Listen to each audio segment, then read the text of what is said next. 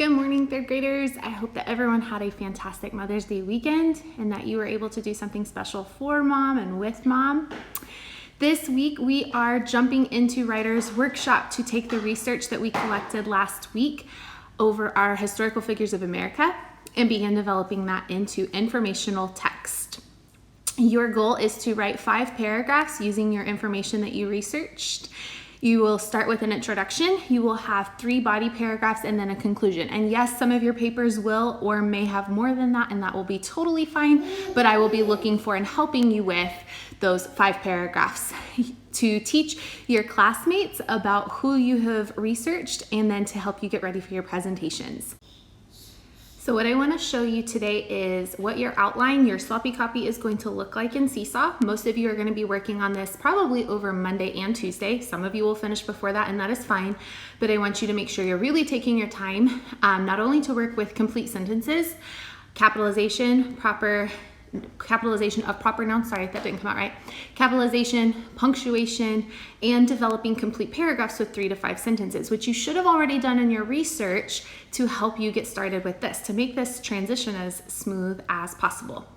If you do finish early, that is great. You are not done. You are going to be submitting it and waiting for some notes and comments from Miss McGreeny or me in Seesaw, and that will help you with your next day to help you keep working towards your final draft and working towards our Wax Museum presentations for next Tuesday.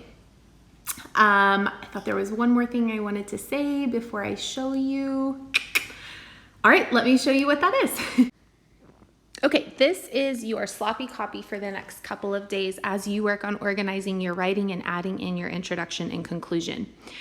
It has step 1 at the top to plan out your writing as your sloppy copy, and then down at the very bottom it goes ahead and tells you your step 2 to check conference notes in Seesaw and to go ahead and work on your final draft. Look at the blue arrow showing you to go ahead and try these 2 steps. We will be doing a mini lesson on writing a powerful introduction and concluding our writing with a conclusion paragraph later this week. If you want to skip these steps and just work on your body paragraphs right now, that is okay. But you can go ahead and try these and just be ready to edit them after our mini lesson and after your conference notes. To go ahead and work on your body paragraphs, you have this information in your research. That's why we organized our research the way that we did. So let me show you what you can look for and look at to add into your notes. Okay, remember the page that we had last week when we were collecting information and researching our character? It had 3 boxes, and you wrote 3 to 5 sentences for each of those boxes for your character's early life as a child, their adulthood, and then their achievements. And we talked about how the information that we wanted to find in all 3 of these sections needed to all show and represent the ways that that character became the influencing American that they did. So for example, I was researching Babe Zacharias, and she was a powerful, influential athlete, became one of the best women golfers. And so in all 3 of my sections, I focused on how talented she was in sports, beginning as a little child, then in her adulthood, and how that led to the achievements that made her the incredible American that she is, and the reason we are researching her right now. So I can just borrow from those 3 boxes and fill in my body paragraphs from those. In fact, I could probably just copy a lot of it. I may realize I don't need all of it. I may realize that some of it doesn't make sense now. That's what a good writer does. They edit as they write, and that's okay.